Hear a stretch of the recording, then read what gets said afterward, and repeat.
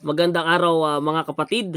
Purihin natin ang Diyos sa kanyang pagkakataon na ipinagkaloob sa atin na sa kabila po ng matinding krisis na pinagdaraanan ng sanlibutan sa panahong ito dahilan sa patuloy na digmaan sa gitnang silangan ay hindi na tayo pinababayaan.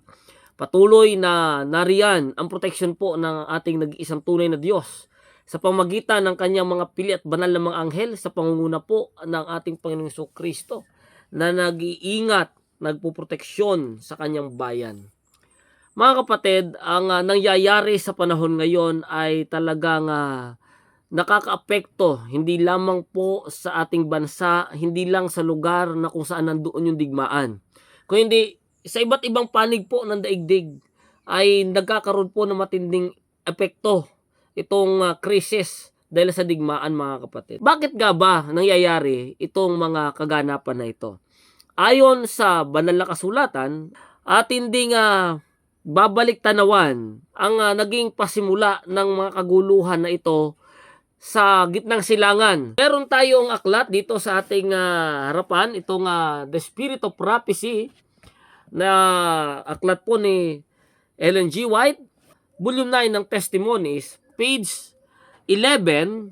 Meron po ditong paksa na For the Coming of the King, the Last Crisis. Ayan, papakita ko po sa inyo, ha. Ayan po. Yan po ang pamagat ng paksa na ito, Section 11. For the Coming of the King, the Last Crisis. Okay, so bago natin ito basahin, mga kapatid, para malaman natin kung ano yung mga nilalaman nito at pagbabalik tanaw para sa lahat, lalo na sa mga Sabbath keepers na naniniwala po sa sulat ni Ellen White, sa mga reformers na patuloy na nag-aaral ng mga kaganapan, tawag ay current events, ay ito po'y nais kong ibukas sa inyo. Dahil wala pong nagbibigay pansin dito sa pangitayang ito. Ito'y napakahalaga, mga kapatid, at lalo na sa mga nag-aaral ng prophecy ng mga Seventh-day Adventists. Subalit bago yan, basahin muna natin ang Daniel 12:1. Sabi rito, And at the time shall Michael stand up, the great prince which standeth for the children of thy people, and there shall be a time of trouble, such as never was, since there was a nation, even to that same time. And at that time thy people shall be delivered, everyone that shall found written in the book. So dito po'y binabanggit na meron pong isang kapanahunan na tinatawag na kabagabagan. Sa Tagalog ay panahon ng kabagabagan. Ito po'y isang panahon na tinutukoy sa propesiya na ang sanlibutan po ay nasa kaguluhan. Ngayon ang tanong, so ano yung palatandaan ng panahong ito? Kailan mangyayari ang panahong tinatawag na kabagabagan? Or yung time of trouble na sinasabi sa Daniel 12:1. So ito po yung ating susundan sa ating pagtatalakay. Basahin po natin ang Testimonies Volume 9, page 11.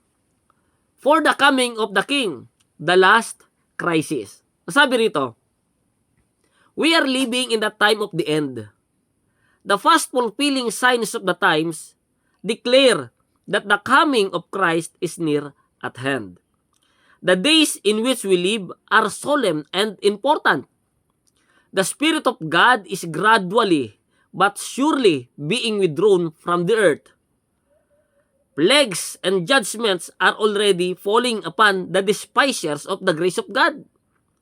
The calamities by land and sea, the unsettled state of society, the alarms of war are portentous. They forecast approaching events at the greater magnitude. The agencies of evil are combining their forces and consolidating. They are strengthening for the last great crisis. Great changes are soon to take place in our world, and the final movement will be rapid ones. The condition of things in the world shows that troublous times are right upon us. Sinulat ito ay panahon pa ni Ellen White, napakatagal ng panahon. Nasa mahigit kumulang 200 taon na ang nakakalipas. At sa kanilang kapanahunan ay nakikita na ang napakasama pong sanlibutan. Nakikita na doon ang lahat ng mga krimen ito po ay talamak na sa kanilang kapanahunan. Habang si Ellen White po ay nagbubulay-bulay sa mga bagay nito, ipinahayag niya kung gaano po kasama ang sanlibutan. Nakikita niya ang realidad at kita din po natin ang mga realidad. Lahat ng sinabi dito ay totoo at nakikita natin sa ating kapaligiran. Subalit, may mga binanggit nga dito na mas worst pa yung future. So titingnan natin kung yung future na sinasabi niya nung kanyang panahon ay nangyayari na nga sa ating panahon. Sinabi niya noon na troublous time are coming, yung time of trouble ay dumarating sa inaharap. Ito po ay makikita natin na nangyayari sa ating panahon. Ano po yung kadahilanan? Ito po yung kanyang pangitain. Page 12, sabi rito, on one occasion, when in New York City, I was in the night season, called upon to behold buildings rising story after story toward heaven. These buildings were warranted to be fireproof, and they were erected to glorify their owners and builders. Higher and still higher these buildings rose, and in them the most costly materials was used. Those to whom these buildings belonged were not asking themselves, how can we best glorify God? The Lord was not in their thoughts. So nakita niya sa kanyang pangitain, mayroong itinatayo na gusali, mga gusali na talaga namang luxurious. Ito'y pag-aari ng mga taong mayayaman na habang kanilang ginagawa ito, hindi nila tinatanong kung ang Diyos ba man lamang ay nalulugod sa kanilang ginagawa. As these lofty buildings went up, the owners rejoiced with ambitious pride that they had money to use in gratifying self and provoking the envy of their neighbors. So ito'y tinatayo para pasasa sa kanilang mga sarili. At sa pagtatayo ng mga building na ito, nagbibigay din sila ng binhi, ng inggit ng kanilang mga kalaban, yung mga karatig nila, kapitbahay. Siyempre nga naman, pinapakita mo na mayaman ka, kaya mo nito. Habang yung iba, wala, hindi nila kaya. So nagdudulot ito ng galit, pagkamuhi at inggit sa kanilang mga kapitbahay. Kaya tignan natin kung ano pong sunod na nangyari mga kapatid. Much of the money that they thus invested had been obtained through exaction, through grinding down the poor. So hindi malinis ang pinagmulan ng mga salapi na ito dahil ito ay nanggaling sa mga pandaraya at sa mga pagpapahirap sa mga mahirap. They forgot that in heaven, an account of every business transaction is kept. Every unjust deal, every fraudulent act is there recorded. The time is coming when in their fraud and insolence, men will reach a point that the Lord will not permit them to pass, and they will learn that there is a limit to the forbearance of Jehovah. The sins that next passed before me was an alarm of fire. Ito na. Pagkatapos na makita ni Ellen White yung nagtataas sa mga building na ginagawa, ang kasunod na nakita niya ay isang alarma ng apoy. Sabi rito, the sin that next passed before me was an alarm of fire.